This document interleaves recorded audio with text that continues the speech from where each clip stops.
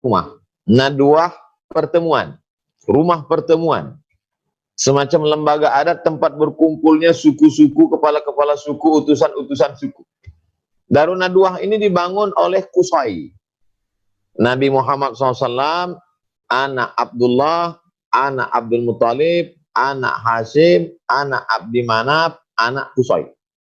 Nabi Muhammad SAW, anak Abdullah, anak Abdul Muttalib, anak Hashim, Abdi Manaf, Qusay. Artinya kakek Nabi yang kelima. Qusay ini adalah pedagang, bisnismen. Hasil dari usaha bisnisnya itu dia menjadi kaya raya.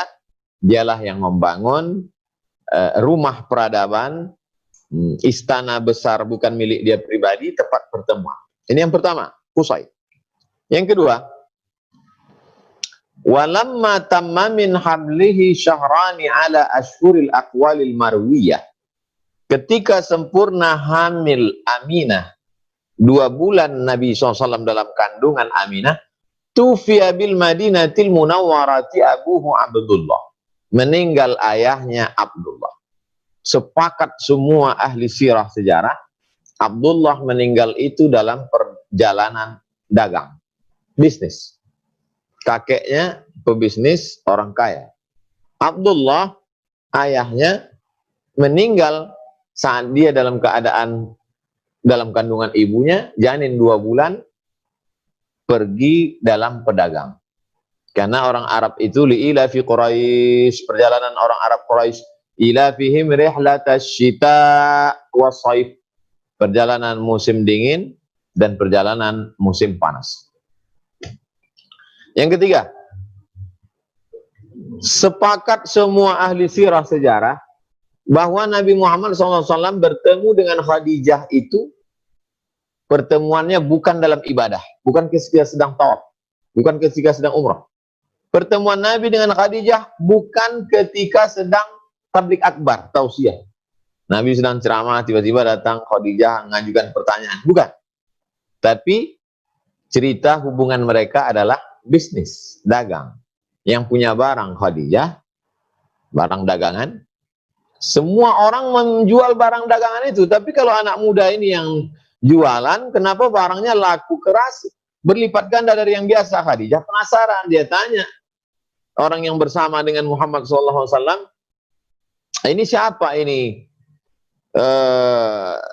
Laki-laki yang inilah orangnya. Akhirnya ada niat. Pertemuan itu juga karena dagang. Kakeknya dagang. Ayahnya dagang. Istrinya dagang. Dia sendiri. Ketika dibawa ke satu kampung, panas terik bernaung, mereka di bawah gereja. Gereja tua. Kemudian keluarlah Bahira dari dalam gereja. Pendeta Kristen Ortodok. Bahira bertanya, man hadza? Siapa ini? Kita biasanya kalau ketemu sama orang yang kita tanya, nama kamu siapa? Tapi Bahira nggak nanya nama kamu siapa, yang dia tanya, anak ini siapa? Berarti ada sesuatu. Anak ini siapa? Abu Thalib menjawab, hadza ibni, ini anak saya. Kata Bahira, kalau betul kitab yang kubaca, ini bukan anakmu. Karena anak ini sudah yatim ketika dalam perut ibunya. Abu Thalib tersenyum, dia anak saudaraku. Dia keponakan saya, anak yatim, tinggal di rumah saya. Saya bawa. Perjalanan itu mau jalan-jalan kemana? Bukan piknik. Bukan jalan-jalan bawa kambing, ngasih makan kambing, enggak. Perjalanan Nabi dengan Abu Thalib itu adalah perjalanan dagang bawa barang ke negeri Syam. Kata Bahira, jangan bawa dia ke negeri Syam, karena di negeri Syam banyak Yahudi. Orang Yahudi tahu sifat Nabi akhir zaman. Kalau mereka lihat sifat itu ada pada anak ini, nanti mereka akan bunuh dia, bawa dia pulang. Akhirnya dibawa pulang. Dalam perjalanan apa? Perjalanan dagang. Kakeknya pedagang. Ayahnya meninggal dalam perjalanan dagang. Dibawa oleh paman dalam perjalanan dagang. Bertemu dengan istri dalam berdagang. Yang kelima, ketika turun ayat riba, la ta'kulur riba adhafan mudha'afah, janganlah kamu makan riba Riba pertama yang diharamkan Nabi adalah riba Abbas. Abbas itu ayah adik kandung Abdullah, ayah Nabi, paman Nabi. Kalau begitu Nabi dikelilingi oleh pedagang. Paman pedagang, ayah pedagang, istri pedagang, paman yang satu lagi juga masalah dagang. Hanya saja waktu itu dagangnya riba, karena uang. Meminjamkan uang, bayar lebih. Minjamkan uang, bayar lebih. Wa ahallallahu al-bai'a wa harrama riba. Allah halalkan jual beli, Allah haramkan riba. 6. Sampai di kota Madinah. Sahabat yang sampai di kota Madinah miskin. Karena semua harta benda tinggal di kota Makkah. Di antara yang pindah ke Madinah, Abdurrahman bin Auf. Miskin. Nabi itu cerdas. Kalau pengusaha, dia pertemukan dengan pengusaha. Supaya apa? Supaya ngomongnya connect. Ada pengusaha dari Makkah, namanya Abdurrahman bin Auf. Dikenalkan dengan pengusaha juga di Madinah. Namanya Sa'ad bin Rabi'. Nanti supaya ngomong mereka nyambung. Akhirnya Sa'ad bin Rabi' menawarkan, Abdurrahman bin Auf, saya ini orang kaya, bisnismen, pedagang. Kalau kamu mau rumah, ambil rumah saya. Kalau kamu mau istri, pilih salah satu, nanti saya ceraikan, kamu ambil, silakan. Apa jawab Abdurrahman bin Auf waktu itu? Dullani ala suq, tunjukkan saya pasar kota Madinah. Tunjukkan saya pasar kota Madinah. Lagi-lagi dagang. 7. Ada satu ejekan orang kafir Quraisy mengejek Nabi Muhammad SAW. Sahir, tukang sihir, oke. Majnun, orang gila, oke. Asatirul awalin, dongeng-dongeng, oke. Tapi ada satu ejekan, yamshuna fil aswaq. Masa kami punya nabi jalan-jalan di pasar? Mereka nggak mau punya nabi, nabinya jalan di pasar. Jadi kalau jamaah sekarang, siapa itu Ustadz? Ustadz Somad. Masa Ustadz jalan ke mall? Nggak mau lah punya Ustadz yang pergi ke mall. Bagi mereka Nabi itu maunya di tempat ibadah, bersemedi aja. Masa Nabi jalan di pasar? Karena memang Nabi Muhammad SAW masuk ke pasar. Nabi tidak hanya yang masuk ke pasar, Nabi memasukkan tangannya ke tempat barang dagangan itu dan bertanya, mahadha ya sahibat ta'am. Pedagang, ini kenapa basah di dalam, kering di luar? Ini apa ini? Kata sahabat, asabahul matar, kena hujan ya Rasulullah, basah di dalam, supaya orang lihatnya kering, saya timpa dengan barang yang kering. Kata Nabi, man ghasyana falaysa minna, siapa yang nipu bukan umat Muhammad sallallahu alaihi wasallam. 8. Ayat yang paling panjang bukan tentang ibadah, bukan tentang sholat, bukan tentang puasa Ramadan. Ibadah terpanjang Ramadan 1 bulan. Ibadah paling banyak ngabisin duit haji. Ibadah paling berat nyawa, harta, jihad. Tapi yang paling panjang dalam Al-Quran tentang duit. Al-Baqarah 282. Ya ayyuhalladzina amanu, hai orang beriman, idza tadayantum bidainin, kalau kamu menjalin transaksi hutang piutang, ila ajalim musamma, sampai batas waktu tertentu, faktubuh, tulis. Padahal ayat itu diturunkan pada masyarakat yang buta huruf, primitif, nggak bisa tulis baca. Tapi justru ayat paling panjang tentang tulis baca. Tertib administrasi, hutang piutang, interaksi sosial, ekonomi. 9. Mungkin ini apologi, pembelaan pada agama sendiri. Tapi rasa-rasanya ekonomi Islam. Nama satu jurusan di Fakultas Syariah Islamic Law, Hukum Islam. Ada satu jurusan namanya Islamic Economic, Islamic Law, Hukum Islam. Ada namanya Muamalat, jurusan Muamalah Ekonomi Islam. Yang selama ini dibahas di masjid itu masalah air suci mensucikan, air mustakmal, air najis, darah haid, darah nifas, darah melahirkan, darah bisul, darah jerawat, darah nyamuk, darah kambing, darah onta, kepercik, darah beku. Tapi ternyata tidak membahas hanya darah ibadah. Ada namanya fikih khusus muamalah. Bagaimana gadai menggadai, rahan. Bagaimana jual beli, baik. Bagaimana beri modal, hasilnya belakangan, dihitung bagi, mudharabah. Bagaimana murabahah? Ini tidak lagi dikaji, hanya ada dalam kitab fikih-fikih yang tebal, tapi orang di masjid sekarang lebih tertarik mengkaji bismillah jahar apa sir, kunut subuh kepada apa enggak, angkat tangan, telinga apa enggak, ini baik. Tapi kalau kita terlalu habis energi di situ, maka sesungguhnya ini pengulangan sejarah tahlisilul hasil khilafiyah ikhtilaf. Tapi memang ini agenda. Ini menyibukkan umat dengan khilafiyah-khilafiyah ini memang diagendakan supaya umatnya habis energi. Jangan lupa, ketika Muhammad Al-Fatih menguasai Konstantinopel, saat itu orang Konstantinopel sedang ikhtilaf membahas Tuhan itu sebesar apa.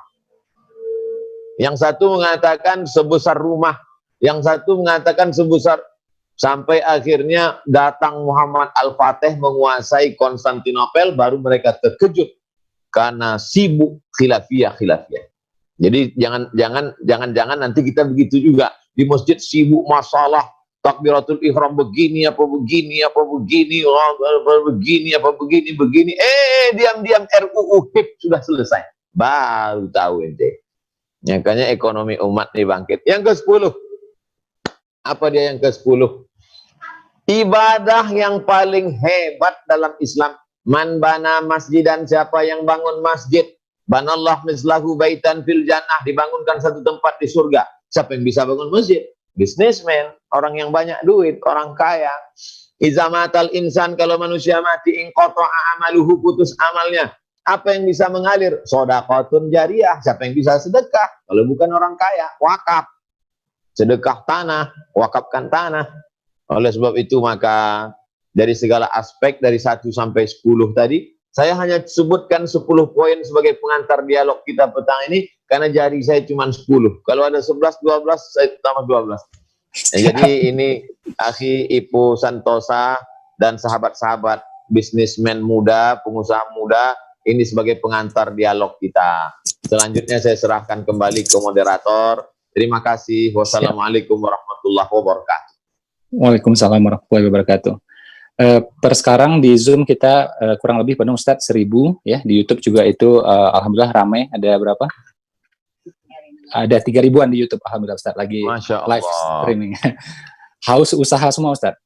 Ini sebelum saya buka sesi tanya jawab, saya kasih pantun dulu boleh Ustadz ya? Mantap. Duri mawar jangan dipegang, kalau tergores pastilah sakit. Sejak muda kita berdagang, ekonomi umat pastilah bangkit. Mantap. Itu satu, Ustaz. Satu.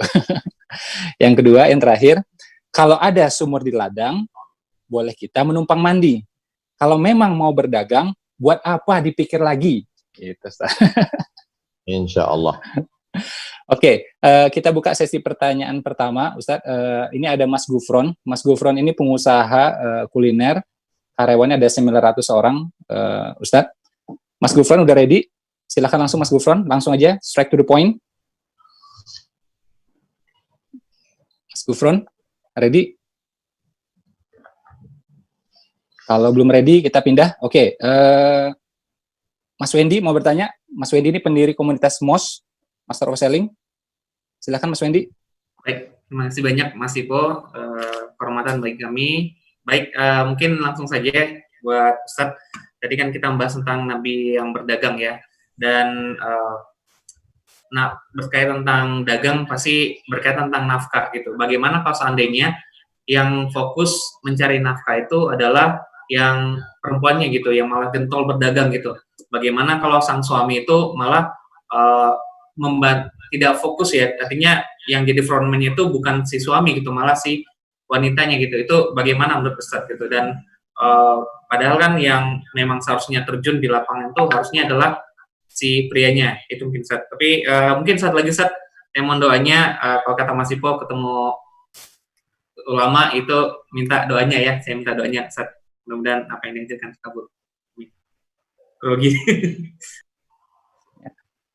Ya. Gimana Mas Ipo? Langsung? Langsung nggak apa Ustadz, biar fokus. Baik. Laki-laki itu punya 5 kewajiban yang merupakan hak perempuan. Yang pertama, nafkah makan. Yang kedua, nafkah pakaian. Yang ketiga, nafkah tempat tinggal. Yang keempat, pendidikan. Yang kelima, perhatian. Dia berikan kewajiban dia sebagai hak perempuan sesuai kemampuan dia. La yukallifullahu nafsan illa wus'aha. Adapun si perempuan menyesal nikah dengan dia karena cuman bisa ngasih 5, dia bayangkan maunya 55. Itulah gunanya ta'aruf di awal. Makanya dalam mazhab Syafi'i ada yang disebut dengan kufu. Kufu itu sekufu, selevel, supaya tidak ada penyesalan di tengah perjalanan. Karena ini terkait tentang masalah ekonomi. Ternyata di tengah perjalanan si istri lebih pandai cari duit. Kata si istri, mas cuman ngasih 5, saya bisa berbuat lebih banyak. Saya sudah baca buku-buku Mas Ipo Santosa, misalnya dia ngomong begitu. Bolehkah dia bekerja mencari nafkah?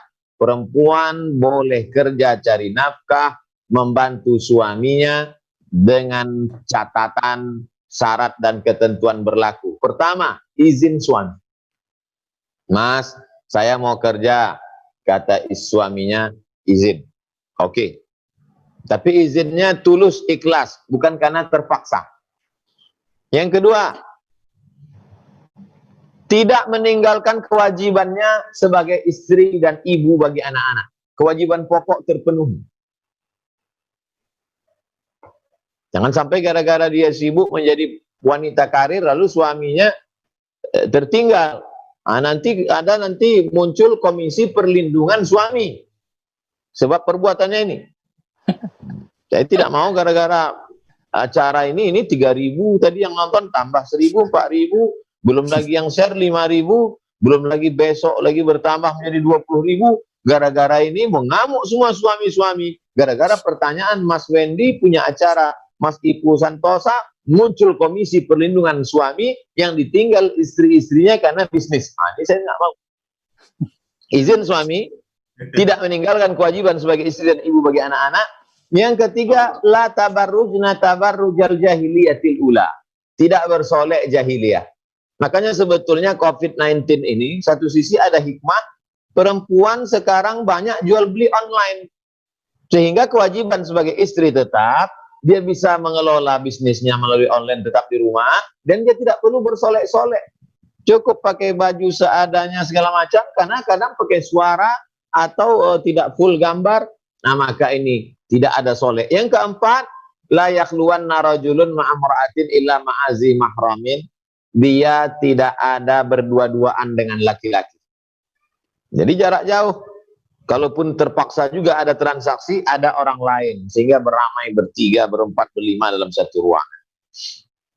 Selamat dari fitnah.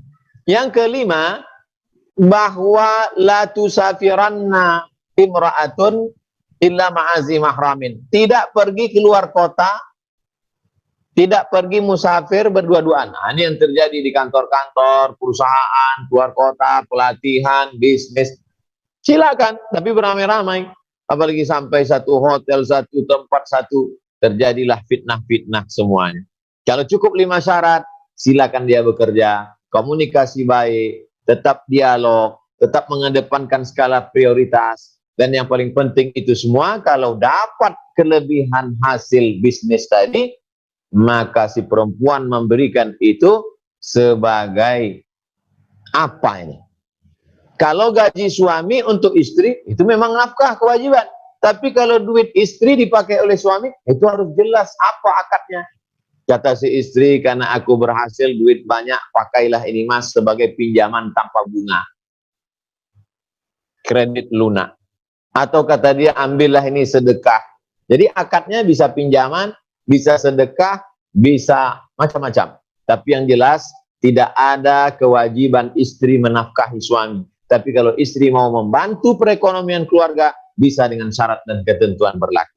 Demikian bagi perempuan-perempuan yang mau berkarir, Islam tidak menghalangi karir Anda, tapi Islam itu hurriyah muqayyadah, bebas tapi terikat. Bukan hurriyah mutlaqah, bebas tanpa ikatan. Wallahu a'lam bishawab. Demikian Mas Wendy.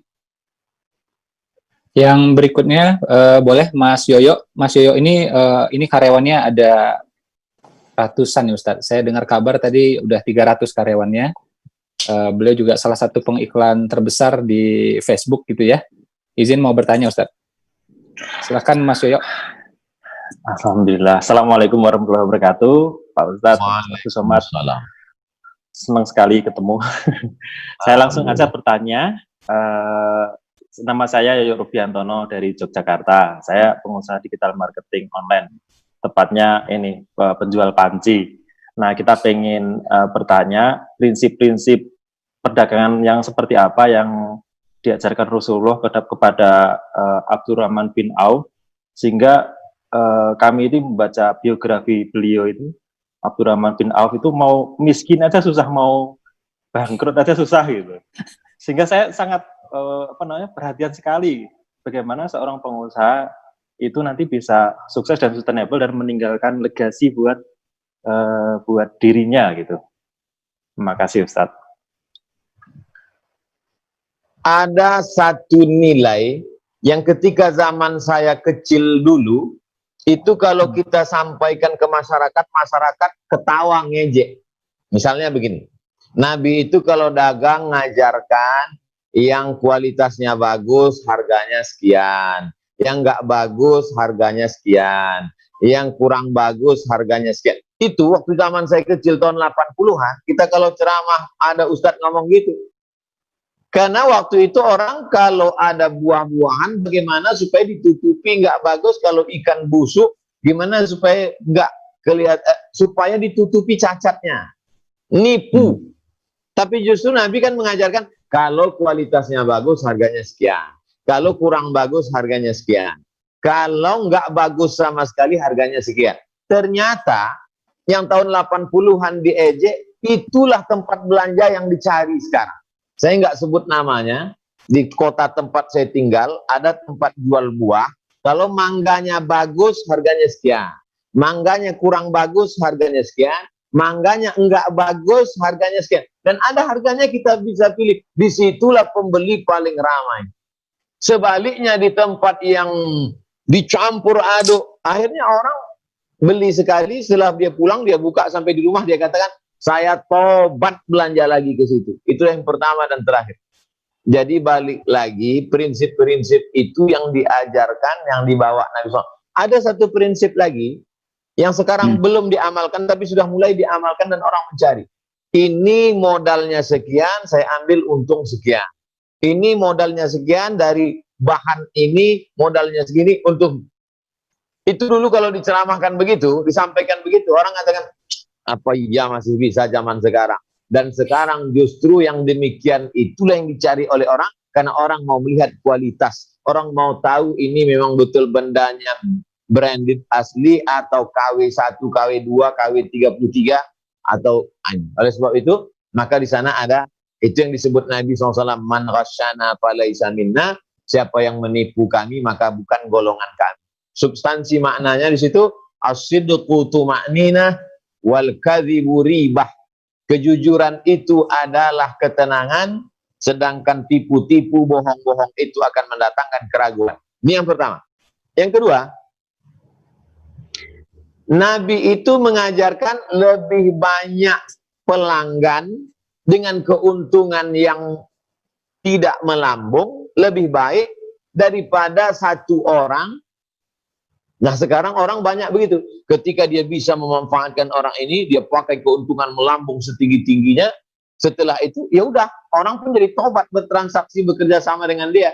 Sedangkan Nabi tidak begitu. Lebih banyak orang, karena prinsipnya adalah kita ini disuruh bersilaturahim dengan banyak orang. Man ahabba yubsata fi rizqihi wa yunsa'alahu fi atharihi falyasil rahimah. Hendaklah dia bersilaturahim, ada kontak sosial. Man yasara an mu'sirin yasarallahu anhu yaumal qiyamah. Siapa yang memudahkan urusan orang banyak. Karena sesungguhnya dalam transaksi jual beli itu kita sedang memudahkan urusan orang. Orang cari barang kita punya, orang punya uang kita tukar, maka sesungguhnya kita sedang memudahkan. Jadi kalau kita hanya transaksi pada satu orang dan prinsipnya menyulitkan orang, menekan orang, menipu orang, maka orang setelah melakukan transaksi dengan kita, itulah yang pertama dan terakhir, selesai nggak mau hubungan lagi. Tapi kalau kita buat banyak orang, keuntungan tidak seberapa, tapi sesungguhnya ada perputaran yang luar biasa di sana. Ini yang kedua. Yang ketiga, Islam tidak menganjurkan orang menyimpan uang. Karena uang ketika disimpan, maka dia dikenakan zakat 2,5% setiap tahun, potong 2,5, 2,5, 2,5, 2,5, 2,5. Tapi Islam menganjurkan uang ini mesti beredar, dipakai. Maka muncullah mudharabah bagi hasil. Kebalikan orang sekarang. Orang sekarang pensiun ada simpanan 5 miliar, dia letakkan di bank, lalu dia tiap bulan dia makan bunga, makan riba. Akhirnya adrenalin semangat hidupnya, ya gitu aja, stagnan, tidak dinamis.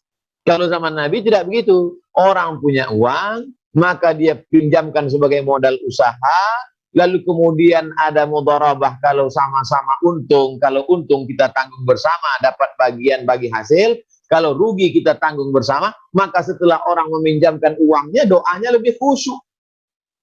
Orang yang meletakkan uang di bank konvensional mungkin nggak pernah berdoa, karena dia pasti jamin bunga ngalir terus. Tapi kalau orang meminjamkan mudharabah, khusyuknya luar biasa. Kalau dia pinjamkan orang uang untuk ternak ikan, untuk tanam tanaman, ya Allah, jangan sampai ikannya mati, tanam tanamannya supaya subur. Soalnya kalau sampai mati, nggak subur, nggak turun hujan, musim asap ini bisa mati, nggak bayar utang. Maka akan bangkit semangatnya, jantungnya menjadi sehat. Dan setiap ketemu dia akan nanya terus, apa kabar? Sehat? Mudah-mudahan sehat ya. Ini dia tanya terus, karena kalau sakit ini duit tertanam. Ada interaksi sosial, ada. Ini yang terjadi pada mudharabah bagi hasil. Maka muncul adrenalin, muncul semangat baru, muncul silaturahim, muncul doa, muncul interaksi sosial. Yang keempat, ada target yang mau dicapai. Targetnya bukan dunia oriented, tapi targetnya ingin bangun masjid, targetnya ingin menyekolahkan anak yatim, targetnya ingin nyumbang untuk baitul mal, targetnya. Karena kalau bukan target itu, apa beda kita dengan orang kafir? Apa beda kita dengan orang ateis, nggak beragama, nggak bertuhan? Mereka cari uang, kita juga cari uang. Mereka bisnis, kita juga bisnis. Terus apa bedanya beriman dengan nggak beriman? Mereka mencari dunia. Kita menjadikan dunia sebagai sarana. Bisnisnya sama, uangnya sama, untungnya sama. Dia setelah dapat menikmati dunia. Kita setelah dapat persiapan menuju akhirat. Beli tanah untuk wakaf. Jadi orang dulu sebetulnya dia berhasil, semangat luar biasa. Motivasinya apa? Motivasinya hidup kekal abadi. Itu yang dilakukan oleh Abdurrahman bin Auf. Yang terakhir, yang kelima, itu sebagai ujian. Nah, ini perlu kita pahami. Wa balawnahum bil hasanat wasayyiat. Kami uji mereka dengan yang baik-baik dan dengan yang tak baik. Jadi Abdurrahman bin Auf memang ujiannya di situ. Jadi jangan sampai juga kita lupa bahwa ini pilihan Allah. Setelah kita berusaha pontang-panting, mati-matian, nggak dapat juga, jangan putus asa. Berarti menurut ilmu Allah kita diuji dari pintu yang lain. Karena kita ini termasuk orang yang beriman kepada rukun iman yang keenam. Wa tu'mina billahi bi qadri khairihi wa syarrihi. Kau beriman kepada Allah terkait dengan takdir baik dan takdir buruk.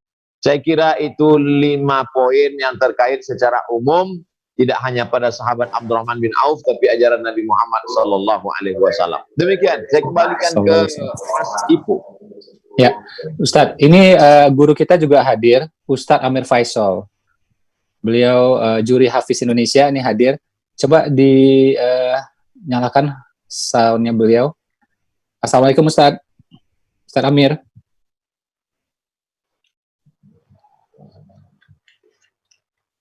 Beliau juri Hafiz Indonesia, alhamdulillah, kalau nggak salah saya udah 7 tahun atau 8 tahun berturut-turut.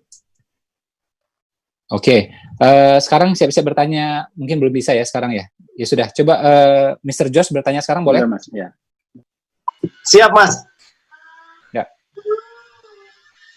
Assalamualaikum Pak Ustadz Abdul Somad yang saya cintai karena Allah. Ya, nama saya Mr. Josh dari komunitas pengusaha pecinta Quran. Pertanyaan saya sederhana Ustadz. Di dalam sirah, Nabi kan kaya karena perdagangan.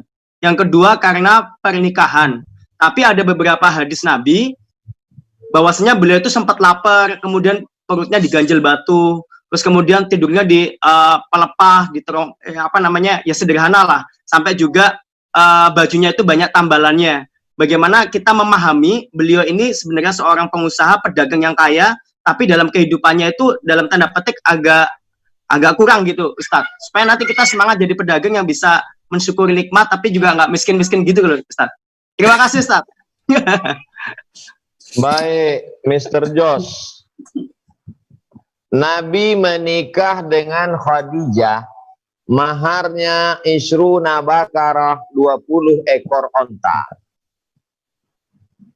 Ketika berumur 25 tahun, ditambah beberapa ukiah emas, dihitung oleh Dr. Syafi Antonio dalam ensiklopedia ekonomi Islam, di total mahar nikah itu 1 miliar. Saya jarang menyampaikan ini karena khawatir merusak harga mahar di musim COVID-19. Tapi jangan lupa, ini hadis sahih, disebutkan dalam kitab lomba sirah internasional yang dijuarai oleh dari peserta India, Syekh Safiur Rahman Al-Mubarak Puri. Disebutkan dalam kitab-kitab sirah klasik bahwa maharnya itu beberapa uqiyah emas dan 20 ekor onta. Oke, itu ketika berada di mana? Di kota Makkah Al-Mukarramah. Lalu yang Nabi katanya perutnya diikat batu, jubahnya compang-camping, itu kapan? Ini ceritanya kapan? Ketika baru pindah ke kota Madinah di tahun pertama masuk tahun kedua. Tahun kedua, tahun pertama susah. Tahun kedua, Muharram, Safar, Rabiul Awal, Rabiul Akhir, Jumadil Awal, Jumadil Akhir, Rajab, Sya'ban, Ramadan. Tahun kedua terjadi perang Badar. Berapa hasil rampasan perang Badar? La taqillu an khamsina alfi dinarin zahabiyyin. Tidak kurang dari 50.000 keping uang dinar. Uang dinar itu 4,25 gram emas. Kalau kita ya sekitar 2 juta lebih kurang, mungkin 2 juta lebih, tapi karena kita udah kenal lama Mas Ipo, kita patok 2 juta sajalah. 1 keping 2 juta kali 50.000 keping, maka perolehan waktu itu uang saja 100 miliar. Tahun kedua, berapa jatah Nabi? Wa'lamu annama ghanimtum min syai'in fa inna lillahi khumusahu. Jatah Nabi humus 20%. Jadi kalau 20%, 1/5, 20%-nya berapa? Dari 100 miliar, 20 miliar. Tapi ketika pulang datang anaknya, buah hatinya, anak tercinta Fatimah, Sayyidatun Nisa'i Ahlil Jannah. Ayah, banyak uang kan? Suamiku kan Ali miskin, ngambil upah menimba air di rumah orang Yahudi. Aku nimba air juga, tanganku kasar kapalan karena buat adonan tepung gandum. Tolong dong kasih uang dan beberapa tawanan jadi hamba sahaya di rumah. Kata Nabi, Fatimah, kalau mau tidur malam, subhanallah 33, alhamdulillah 33, Allahu Akbar 33. Artinya apa? Nabi punya uang banyak, kaya raya, tapi dia hidup bersahaja. Konklusi kesimpulan dari tadi, kapan dia susah? Kapan? Ada masanya susah, ada masanya dia punya duit banyak. Secara umum ceritanya Nabi itu kaya raya, tapi dia hidupnya bersahaja. Bagaimana ketika menjelang meninggalnya? Meninggalnya bulan Rabiul Awal. Mundur ke belakang Zulhijjah. Zulhijjah, Muharram, Safar, Rabiul Awal. Pada saat Zulhijjah, Nabi menyembelih onta 63 ekor. Nyembelih sendiri 63 ekor. Lalu kemudian pisau diberikan ke Sayyidina Ali. Sayyidina Ali motong 37 ekor. 63 tambah 37 sama dengan 100 ekor onta. 100 ekor onta sendirian. Mudah-mudahan grup Mas Ipu dan kawan-kawan ada yang menyembelih 100 ekor sapi limosin di masa-masa yang akan datang. Amin. Amin, Ya amin, Rabbal Alamin. amin, amin, amin. Mengikuti sunnah Nabi Sallallahu Alaihi Wasallam. Ini jadi yang sunnah itu yang 100 ini. Ini kadang kalau udah sunnah juga. Cuma sunnah 100 mau dekat kurban ini. Nah, ini penting. Kenapa demikian? Karena Nabi itu dibayangkan miskin selamanya. Ini dia 3 bulan lagi mau meninggal nih. 3 bulan lagi mau meninggal. 100 ekor onta. ketika dia meninggal dunia, adakah harta warisannya? Dia bagi-bagikan semua. Ma taraknahu shadaqah. Nahnu ma'asyurul anbiya la nurisu. Kami para anbiya, nabi-nabi tidak meninggalkan harta warisan. Wa ma taraknahu shadaqah. Yang kami tinggalkan itu sebagai sedekah untuk umat. Kesimpulannya, Nabi kaya raya, tapi dia hidup bersahaja. Wallahu a'lam bishawab. Masya Allah. Oke, Mas Gufron udah ready? Mas Gufron yang punya house brand, udah ready Mas Gufron? Kalau enggak, dia saja sekarang dari MM. MM ini komunitas muslimah milioner. Ini alhamdulillah ada ribuan mompreneur di bawah MM. Silakan, Bias. Assalamualaikum Pak Ustadz. Waalaikumsalam. Alhamdulillah di komunitas kita ini rata-rata perempuan Ustadz. Jadi kita perlu tahu ya, apakah boleh wanita ketika berbisnis ya bersama dengan suaminya Ustadz, ini si istrinya menjadi pimpinan di dalam usahanya gitu. Jadi maaf, mungkin misalnya suaminya jadi staffnya gitu Ustadz ya. Jadi hal seperti ini bagaimana Ustadz? Karena ini banyak terjadi sekarang ini Ustadz. Jadi si wanitanya ini berada di garis terdepan gitu dalam usaha gitu. Tapi mungkin ketika dikembalikan di rumah tangga ya berusaha memuliakan suami gitu. Ini bagaimana Ustadz terkait hal ini? Terima kasih banyak Ustadz. Ar-rijalu qawwamuna 'alan nisa. Laki-laki itu menjadi pemimpin bagi perempuan. Qawwamun yang meluruskan. Perempuan itu khuliqatil mar'atu min dhila, dari tulang rusuk yang bengkok. Bagaimana meluruskannya? In akhazta aqamtaha kasartaha. Yang meluruskannya itu adalah laki-laki dengan ilmunya, dengan pengetahuannya, supaya tidak terus bengkok. Kalau kau paksa dia harus lurus, keras, maka dia akan patah. Tapi kalau kau perturutkan, nanti kau jadi laki-laki yang bengkok. Bengkok akalmu, bengkok hatimu, bengkok matamu, bengkok perbuatanmu, bengkok amalmu. Nah, prinsip utamanya dalam Islam, laki-laki itu pemimpin. Adakah pernah perempuan menjadi pemimpin? Ketika meninggal Abu Bakar, digantikan oleh Umar bin Khattab.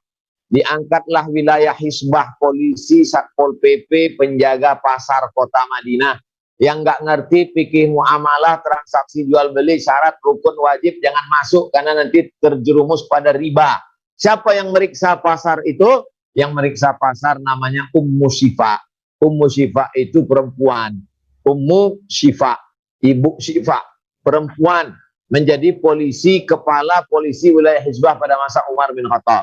Itu dalil perempuan boleh jadi pemimpin, tapi bukan menjadi big state, pemimpin jagat raya, Amirul Mukminin, khalifah, nggak boleh. Tapi menjadi pemimpin wilayah terbatas, yang bisa di-impeachment, yang bisa diangkat dan digugurkan, karena ada perempuan yang ahli dalam satu bidang, diangkat dia karena keilmuannya, bisa. Mas, dalam urusan bisnis ini, bisnis kosmetik syar'i ini, bisnis madu ini, bisnis kuliner ini, aku yang paling ngerti. Maka aku jadi bosnya. Tapi di sini aja, pas dia pulang nanti kami jadi bos lagi. Pas di depan orang ini aku juga nggak semena-mena. Jangan jatuhkan marwah harga dirinya. Jangan perintah-perintah dia. Sini. Maka ada adab, ada sopan santun, ada tata krama. Kalau bisa menjaga perasaannya, kalau bisa menjaga semua demi kebaikan, lanjutkan. Tapi kalau tidak, ada sesuatu yang tidak bisa dibayar dengan uang. Oleh sebab itu, ini tidak terkait hanya pada profesionalisme kerja, tapi juga terkait pada etika, moral, akhlak, pintar menjaga perasaan orang lain, bagaimana mengendalikan emosi. Nampaknya di tempat kerja itu dari jam 8 pagi sampai jam 5 sore atau jam 10 malam. Tapi sesungguhnya itu adalah ujian. Kalau bisa melewati itu, maka harus sering sharing, harus ada dialog, harus ada. Tapi secara umum hukumnya adalah boleh perempuan itu menjadi pemimpin. Wallahu a'lam bishawab. Masya Allah. Ustadz, ini ada tamu istimewa juga, Mbak Asma Nadia, seorang novelis ya, juga udah bikin film beberapa, punya usaha juga. Mbak Asma mau bertanya, silakan langsung Mbak Asma. Assalamualaikum warahmatullahi wabarakatuh. Waalaikumsalam. Ustadz, untuk kondisi sekarang terkait pandemi gitu ya, apa yang kira-kira hal-hal real yang mungkin bisa dilakukan ya secara bersama-sama gitu, sehingga secara bersama gitu kita bisa berperan gitu, karena kan banyak yang terdampak secara ekonomi gitu. Mungkin ada beberapa hal yang mungkin bisa dilakukan oleh teman-teman secara bersama sehingga impact-nya menjadi lebih besar. Terima kasih Ustadz. Assalamualaikum warahmatullahi wabarakatuh. Waalaikumsalam warahmatullahi wabarakatuh. Terima kasih Mbak Ibu Asma Nadia. Ada 2 program. Yang pertama program sifatnya sosial, non-profit. Yang kedua sifatnya bisnis, ada profitnya. Yang sifatnya sosial, non-profit, saya pribadi menggalang masjid-masjid dekat kita. Supaya masyarakat walaupun nggak sholat ke masjid, nggak aktif lagi, nggak bisa tabligh akbar, tapi keterikatan emosional dengan masjid jangan putus. Kami kumpulkan ini bantuan di masjid, sembako 20 kilo plus yang lain-lain, kita salurkan, kita jual paket 300.000 satu paket, kita bagi setiap tanggal 10, lingkungan masjid jamaah kita saja. Nah, jadi radius masjid kita sampai masjid tetangga, masjid lagi, selalu kita ajak. Nah, ini sifatnya program kemanusiaan. Dan nanti hari Senin kami membagi lagi wilayah di pinggiran kota tempat kami tinggal, Kota Pekanbaru Riau. Ini sifatnya yang sosial. Karena kita tahu ada PHK dari mall, dari perusahaan yang tidak sanggup, ada yang dirumahkan, ada yang gaji setengah, ada yang nggak ada pendapatan sama sekali. Sosial. Yang kedua yang profit. Ada orang amat sangat perlu kerjaan. Tapi ada juga orang yang punya banyak uang, karena musim pandemi ini tidak semuanya orang kehilangan, justru ada orang yang usahanya malah lebih maju karena di musim ini misalnya bisa melalui online. Maka kita mempertemukan mereka. Ada orang yang sangat mampu sampai bingung uangnya mau dibuat kemana, ada orang sangat tidak mampu bingung mau apa dimakan nanti malam. Maka kita sebagai jembatan fasilitator. Maka bagi yang punya akun-akun Instagram, FB, grup-grup WhatsApp, maka kita pertemukan ini, kita bagi ide ini. Maka selalu saya kalau mengendorse apapun nama produknya jamaah, Ustadz ini ada kerupuk, nomor handphonenya berapa, kontak personnya, ada nggak IG-nya, ada nggak kontak kemana. Jamaah dimanapun berada untuk memajukan ekonomi umat, tolong beli ini, hubungi kontak person ini. Maka saat itu kita sedang menghubungkan mereka. Kita sedang membantu. Saya yakin dan percaya di sini ada bisnismen-bisnismen muda yang punya jaringan yang luar biasa. Ada perempuan-perempuan Khadijah abad milenial yang punya jaringan yang punya luar biasa. Maka kita bantu ini usaha-usaha kecil ini melalui media sosial. Karena kalau mereka sendiri yang memasarkan rumah ke rumah kesulitan masa pandemi. Tapi kalau diiklankan, maka saudara kita di komunitas-komunitas artis, di sahabat-sahabat kuliner, di bisnismen-bisnismen, Mas Ipo Santosa pula punya grup-grup, maka ini membantu mereka amat sangat terbantu di musim pandemi ini. Jadi demikian saya kira Mbak Asma. Wallahu a'lam. Ya. Mas Ahmad, silahkan bertanya dari komunitas QM. Langsung aja. Baik, Assalamualaikum Ustadz. Izin bertanya, bagaimana Ustadz, saran Ustadz untuk pengusaha-pengusaha Muslim Indonesia agar bisa memiliki kecepatan bisnis yang kuantum dengan ikhtiar langitnya, barangkali seperti itu Ustadz. Jazakallah khairan katsir. Hubungan kita ini kan sesama bisnismen ini tidak sama seperti hubungan atasan dengan bawahan pada pegawai negeri sipil. Tapi lebih hubungannya hubungan trust. Kita kalau sudah percaya sama orang, kita akan cari orang itu saat ada kesempatan. Saya sendiri mengalami itu. Kalau sudah ada kesempatan berbagi, kita akan cari. Kita ingat nama dia. Oh ini, hubungan kita hubungan trust. Tapi begitu kita tidak percaya dengan orang, ada pun nomor handphonenya, kenal pun kita dengan dia, kita tidak akan kasih. Karena kita tidak mau masuk di lubang yang sama 2 kali. Tapi kita kenal lama dengan orang, kita tahu dia jujur, punya integritas, hilang pun nomornya, kita akan cari dia. Kalau dia permata, di dalam parit yang kotor pun akan kita cari. Tapi kalau dia pasir, di tangan kita pun akan kita buang. Maka pertama, integritas, kejujuran.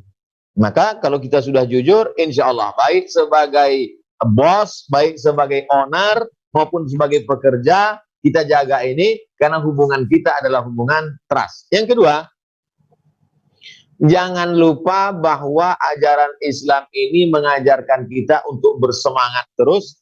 Ada cita-cita tertinggi. Target kita tinggi.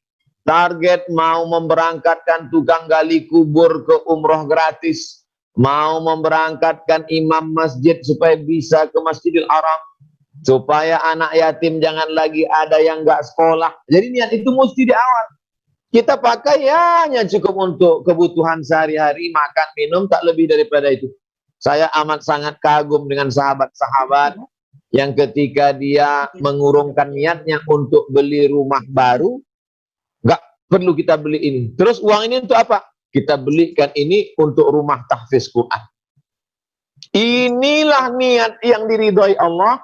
Maka ini cara mengetuk. Jadi buah itu sebetulnya sudah ranum mau jatuh, tapi karena nggak kita ketuk, nggak kita jolok, dia nggak jatuh. Menjolok pintu langit, mengetuk pintu-pintu langit.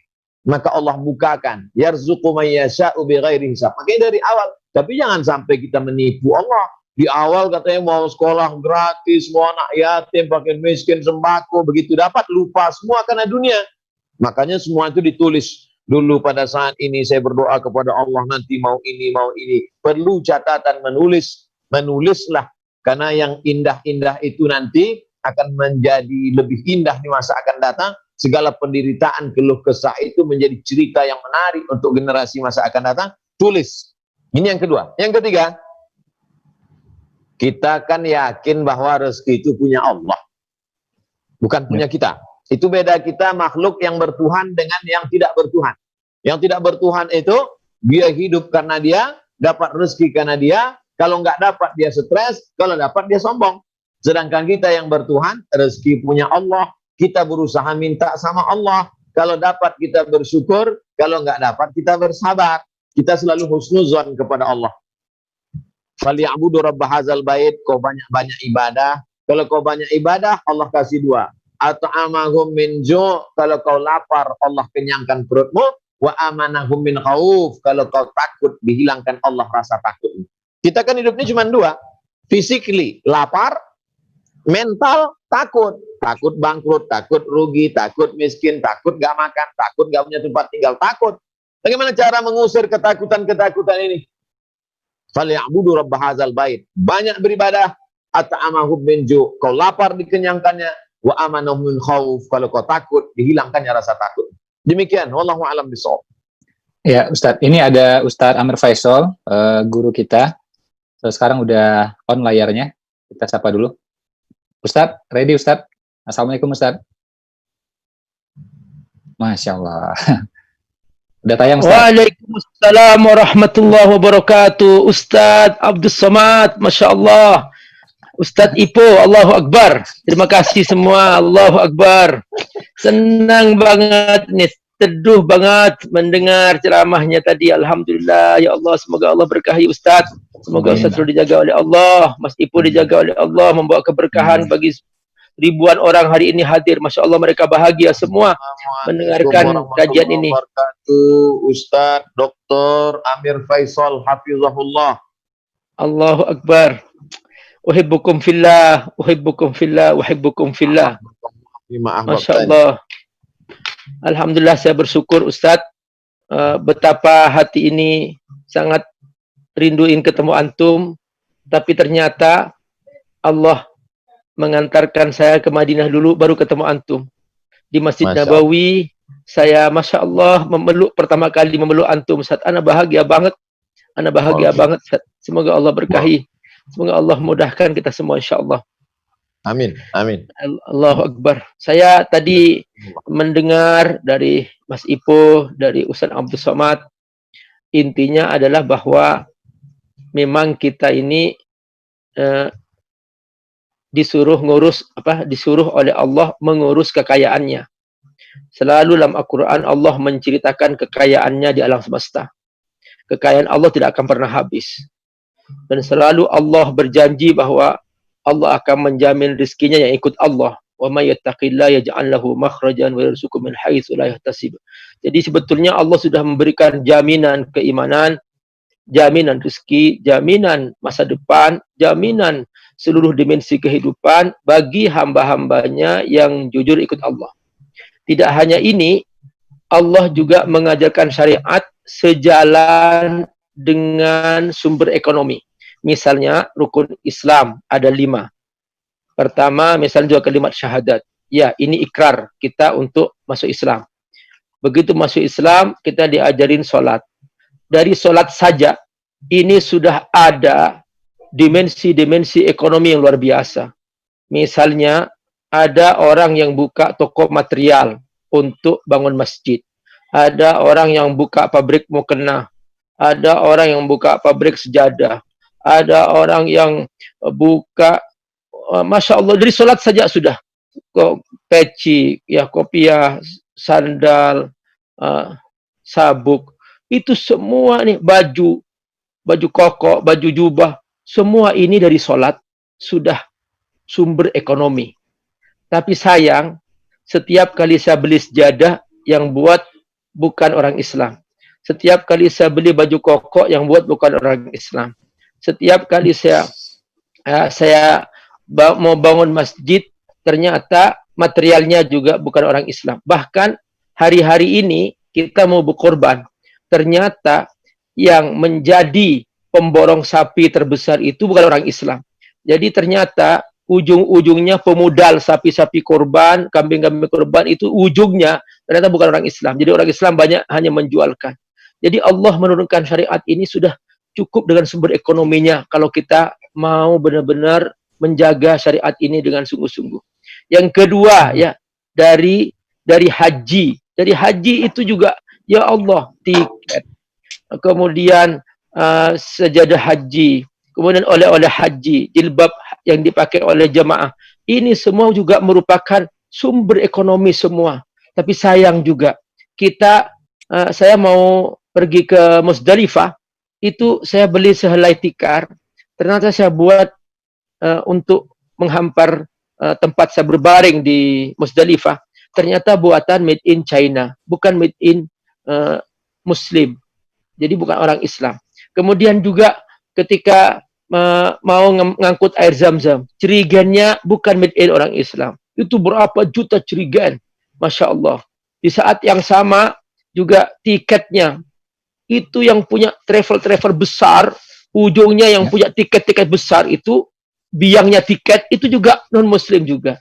Ya Allah, benar-benar ini saatnya kita menjadikan rukun Islam ini saja, ini sudah cukup untuk menjadi sumber ekonomi umat Islam. Nah ini saatnya, tadi kalau dari Mas Ipo, dari Ustaz Abdul Somad sudah benar-benar sudah memberikan pemahaman yang jelas tentang bagaimana kita sebenarnya harus berdagang. Kenapa? Karena memang kekayaan Allah ini tidak cukup dikelola hanya kita sebagai pegawai. Kalau kita hanya sebagai pegawai, nanti yang menjadi bosnya itu non-Muslim lagi gitu. Yang dikelola kekayaan Allah. Allah sebetulnya tidak ingin kekayaan ini dipakai oleh orang-orang yang nggak beriman. Allah inginnya ya untuk hamba-hambanya. Nah, makanya ini sudah cukup menjadi modal, menjadi bekal bagi semua sahabat-sahabat semua ini luar biasa. Mudah-mudahan kita mendapatkan bekal hari ini. Mulai hari ini, ayo kita semua, saatnya para ulama kaya. Alhamdulillah Ustaz Somad sudah, insya Allah saya sudah melihat Ustaz Abdul Somad sudah mulai berdagang, sudah mulai, Masya Allah luar biasa. Insya Allah sudah ada Abdul Somad Store kayaknya sudah gitu. Masya Allah, Alhamdulillah. Ini semuanya ini aura-aura Mas Ipo nih semuanya yang menyebarkan aura ini. Kita harus bangkit nih kayaknya semuanya insya Allah. Semoga Allah berkahi semua Ustaz. Terima kasih. Assalamualaikum warahmatullahi wabarakatuh. Waalaikumsalam warahmatullahi wabarakatuh. Masya Allah. Kita dapat materi bonus ya. Ini Ustaz ada 2 penanya terakhir. Pertama dari Pak Roni. Pak Roni ini pendiri TDA Ustaz, tangan di atas. Ini komunitasnya ada di seluruh Indonesia, besar sekali, bahkan salah satu terbesar di Indonesia, bahkan sampai di luar negeri juga ada. Silakan Pak Roni.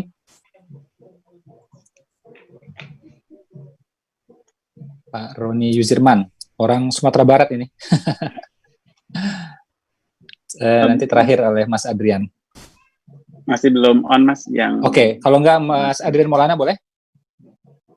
Mas Adrian. Baik, Assalamualaikum warahmatullahi wabarakatuh.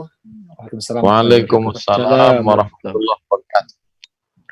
Apa kabar nih Ustadz? Semoga sehat. Alhamdulillah, ya, Mas Adrian.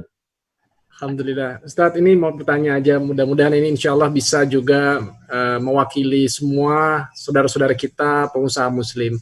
Bagaimana mengetahui apa yang kita usahakan, apa yang kita dagangkan, itu semuanya memberikan keberkahan buat hidup kita. Bukan justru sebaliknya, malah berupa ujian dalam kehidupan kita. Kira-kira tanda-tanda apa yang bisa kita lihat dalam aspek kehidupan kita, Ustadz? Tafadhol. Terima kasih Mas Adrian. Mohon izin Tuan Guru Dr. Amir Faisal Hafizahullah. Rezeki itu ada yang disebut dengan rezeki, ada yang disebut dengan istidraj. Kelihatannya bendanya sama-sama duit, tapi dia jadi rezeki kalau dia membawa kita kepada kebaikan. Dengan punya duit bisa bangun sekolah tahfiz gratis. Dengan punya duit bisa bantu fakir miskin duafa. Dengan punya duit bisa bangun masjid. Dengan punya duit bisa bantu anak muda buka usaha baru, komunitas-komunitas. Maka itu rezeki, barokah. Tapi kalau dengan punya duit, materinya sama duit, tapi justru melalaikan dari Allah, dia disebut dengan istidraj. Istidraj itu azab yang tertunda. Istidraj itu adalah nikmat casingnya, laknat isinya. Laknat berbaju nikmat. Dan barunya orang menyangka dia sedang dapat nikmat. Saya nggak pernah puasa, nggak pernah sedekah, nggak ngaji, nggak ke masjid, umur saya panjang, badan saya sehat, rezeki saya melimpah. Apa jawab Allah? Sanastadrijuhum min haitsu la ya'lamun. Kami mainkan mereka dengan istidraj dan mereka nggak sadar. Wa umli lahum, aku ulur untuk mereka, aku ulur waktu, aku tunda azab. Inna kaidi matin, tipu dayaku amat sangat kuat. Yukhadi'un Allah, mereka menipu Allah. Wa huwa khadi'uhum, padahal Allah yang sedang mempermainkan tipu dayanya untuk mereka. Oleh sebab itu ketika sudah berhasil dalam usaha ini, hati-hati. Apakah dengan keberhasilan usaha ini kita makin dekat dengan Allah, makin cinta ulama, makin menolong agama Allah, atau juga semakin jauh? Kalau semakin jauh, hati-hati, jangan-jangan kita kena istidraj. Demikian Mas Adrian Maulan. Jazakallah khair Ustadz. Semoga Ustadz selalu dalam rahmat, dalam lindungan dan keselamatan dari Allah Subhanahu wa taala. Begitu juga Abi, Amir Faisal, Ipo dan juga seluruh sahabat-sahabat pengusaha dan semua yang hadir pada kesempatan kali ini, dan alhamdulillah ini bersyukur banget bisa dipertemukan dalam kajian yang benar-benar Masya Allah.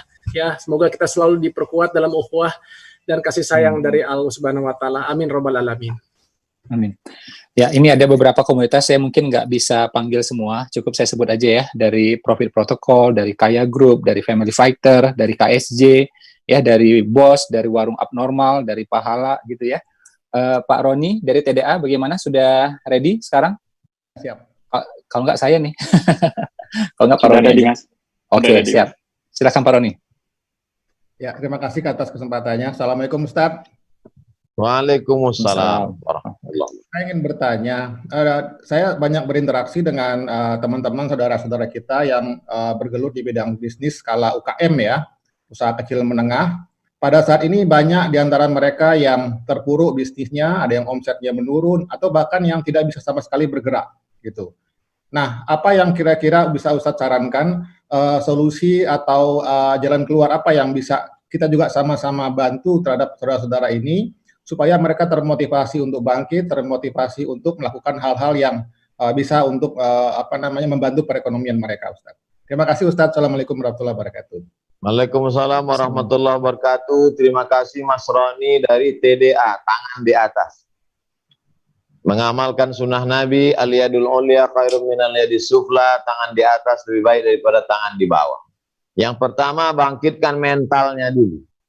Karena kakinya melangkah, tangannya mengayun, matanya jadi tajam, telinganya jadi, itu semua karena mental di dalam. Maka bangkitkan dulu bahwa kita ini hanyalah seonggok daging busuk yang kemudian dimuliakan Allah dengan roh, lalu kemudian diberikan Allah amanah untuk mengelola dunia, dipinjamkan kehidupan untuk diuji.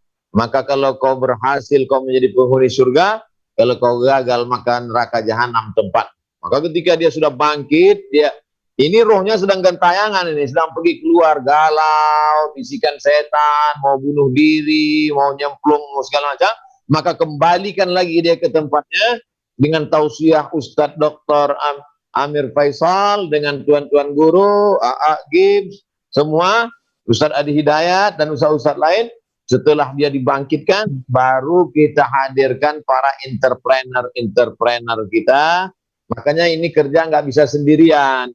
Mesti ada pakar ekonominya, pegiatnya, pelakunya, Mas Roni, Mas Ipo, yang lain semua. Maka saya senang sekali ini hadir komunitas. Maka komunitas ini berkumpul, lalu kemudian di sana akan ada share, di sana akan ada berbagi. Itu yang diajarkan Nabi. Nabi mempersaudarakan Abdurrahman bin Auf dengan Sa'ad bin Rabi'. Nabi mempersaudarakan Salman Al-Farisi dengan sahabat. Nabi mempersaudarakan. Apa itu maknanya? Melingkan. Jadi link ini mesti dipertemukan lagi. Ikatan-ikatan simpul-simpul ini mesti, yang kering-kering ini mesti dibasahkan lagi kembali. Maka ketika itu terjadi, ada 3. Yang pertama, bangkitkan secara spiritual, ruhnya, mentalnya. Yang kedua, hadirkan orang yang pakar di bidang itu, karena idza wusidal amru ila ghairi ahli fantaziris sa'ah. Kalau serahkan pada yang bukan ahlinya, hanya akan buat kehancuran. Dan yang ketiga, bangkit dia dengan link-link, simpul-simpul dihidupkan kembali, jaringan-jaringan ini, apalagi jaringan bisnis Nusantara ini. Saya tadi ada yang sampai karyawannya 300, bahkan ada yang 900, ada yang punya cabang seluruh Indonesia. Ini kait-mengkait. Maka apalagi sekarang media sudah mudah sekali melalui Instagram, Facebook, grup-grup WhatsApp dan lain sebagainya. Maka insya Allah usaha kita ini diridhai Allah SWT. Demikian Mas Ron. Ya, siap. Sebenarnya masih banyak yang mau bertanya Ustadz, cuma ini kita udah terkendala dengan waktu. Mungkin juga Ustadz ada kegiatan yang lain ya. Di sini juga hadir Mas Mono yang punya ayam bakar Mas Mono, puluhan cabang se-Indonesia. Mungkin sebagai penutup boleh doa Ustadz buat kami Ustadz, biar kami menjadi, kalau kita lihat sejarahnya Indonesia kan pendiri Muhammadiyah juga pengusaha, pendiri NU pengusaha, ya Wali Songo yang pertama juga pengusaha, bahkan ada organisasi yang setara dengan Budi Utomo yaitu Serikat Dagang Islam, kumpulan pengusaha. Nah sekarang kita malah kayak kehilangan arah, kehilangan jalan. Mohon doanya Ustadz, biar kami yang insya Allah kita ini menjadi entrepreneur penerus ya, yang insya Allah kuat dan soleh juga Ustadz. Astaghfirullahalazim, astaghfirullahalazim, astaghfirullahalazim. A'udzubillahi minasyaitonirrajim. Bismillahirrahmanirrahim. Alhamdulillahirabbil alamin. Arrahmanirrahim. Maliki yaumiddin. Iyyaka na'budu wa iyyaka nasta'in. Ihdinas shiratal mustaqim, shiratal ladzina an'amta 'alaihim ghairil maghdubi 'alaihim waladdallin. Amin. Allahumma shalli ala sayyidina Muhammad wa ala ali sayyidina Muhammad.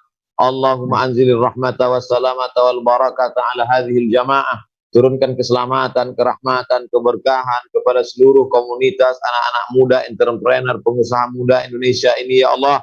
Wa barik lahum fi arzaqihim, berikan berkah rezeki. Wa barik lahum fi umurihim, berikan berkah usia. Wa barik lahum fi kulli ma ataitahum, berikan berkah pada semua yang kau amanahkan pada mereka ya Allah. Allahumma ja'alhum minal ladzina yastami'una al-qawla fayattabi'una ahsanah. Jadikan kami orang-orang yang mendengarkan ucapan yang baik lalu mengiringinya dengan amal yang baik. Allahumma ja'alil hayata ziyadatan lana fi kulli khair. Jadikan kehidupan kami ini sebagai tambahan amal saleh. Wa ja'alil mauta rahatan lana min kulli syarr. Jadikan kematian kami berhenti dari segala silap salah dan dosa. Allahumma in kana rizquna fis sama'i fa anzilhu. Kalau rezeki kami masih tergantung di langit, turunkan kepada kami ya Allah. Wa in kana fil ardi fa akhrijhu. Kalau rezeki kami masih tertanam di dalam tanah, keluarkan untuk kami ya Allah. Wa in kana ba'idan faqarribhu. Kalau rezeki kami masih jauh, dekatkan kepada kami ya Allah. Wa in kana mu'siran fayassirhu. Kalau rezeki kami sulit, maka mudahkan untuk kami ya Allah. Ya muyassir kull asir fa inna kull asirin alayka yassir fayassir lana umurana. Allahumma la sahla illa ma ja'altahu sahla wa anta taj'alul hasana idza syi'ta sahla.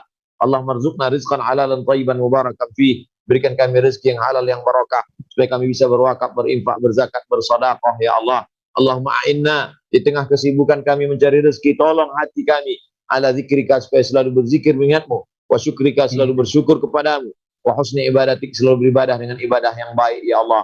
Rabbana la tuzigh qulubana, jangan palingkan hati kami ba'da idh hadaitana, setelah Engkau berikan hidayah kepada kami. Rabbana atina fid dunya hasanah wa fil akhirati hasanah wa qina adzabannar. Wa sallallahu ala Muhammad wa ala alihi washabbihi wasallam walhamdulillahi rabbil alamin. Taqabbalallahu minkum taqabbal ya karim. Terima kasih kepada Mas Iko Santosa beserta seluruh sahabat-sahabat yang tak dapat saya sebutkan, Mas Adrian, semua yang hadir yang mengikuti program ini tak dapat saya sebut satu persatu, Tuan Guru, Fadilatul Doktor, maka Allah membalas jazakumullah khairul jaza. Wassalamualaikum warahmatullahi wabarakatuh. Waalaikumsalam warahmatullahi wabarakatuh. Terima kasih banyak Ustadz. Demikian teman-teman, kita udah selesai. Kita doakan guru kita mudah-mudahan selalu sehat ya, Allah kasih ilmu, Allah kasih kemudahan urusan ya, sehingga bisa berbagi ilmu buat kita selalu, kita dibina selalu, amin. Silakan ditutup. Terima